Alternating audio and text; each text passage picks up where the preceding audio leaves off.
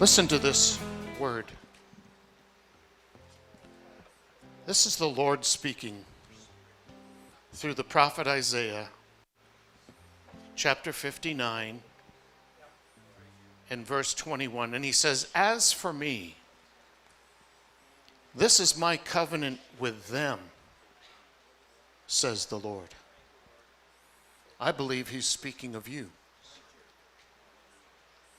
"My spirit that is upon you, and my words that I have put in your mouth, shall not depart out of your mouth or out of the mouth of your offspring, or out of the mouth of your children's children, says the Lord."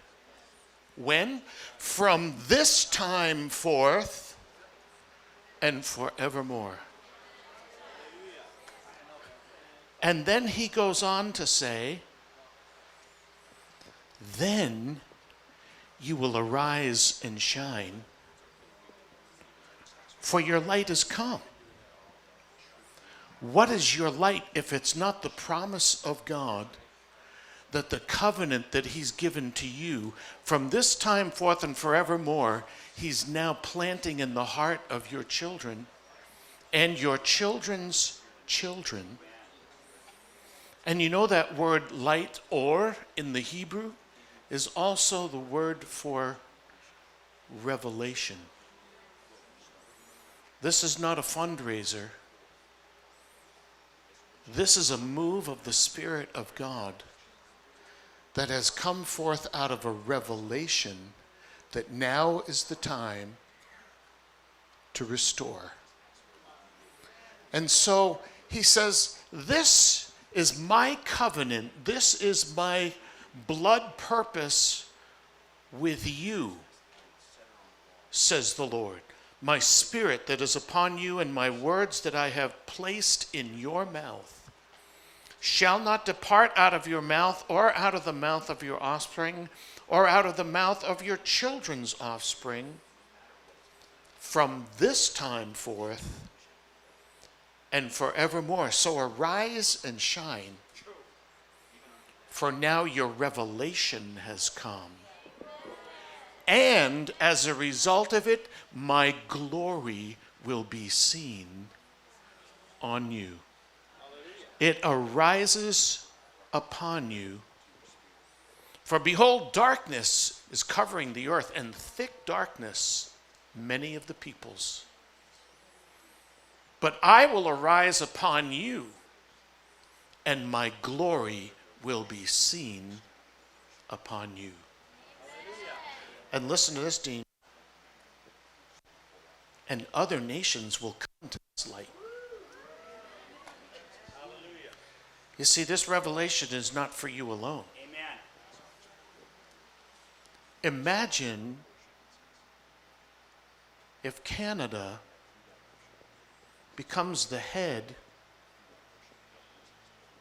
and leads the nations in the greatest restoration. Come on.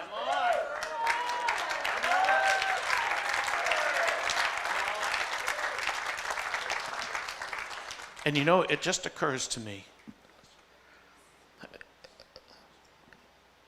and I include myself in this as a part of the church, we take so many of the promises that God specifically intended for Israel,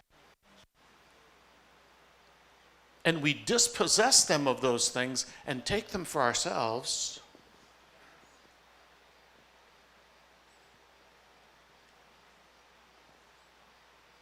But what if God has planted a revelation in Canada to make you a head to lead the nations of the world in the greatest restoration of the wealth? Here's the thing that's been taken. You see, we spend so much time in the world, and we spend so little time operating in the kingdom. You see, in the world, it's buying and selling. And hopefully you get what you pay for. But the kingdom operates very differently. It's a totally different system. It's called sowing and reaping. And why does God want us to be those who restore? Because now we have given him something to work within the kingdom so that he can multiply that sowing back into our lives. If we can understand this revelation, it will set us free from greed. Yes. It'll set us free from stingy spirit. It'll set us free from, but if I give to this, you see the word give?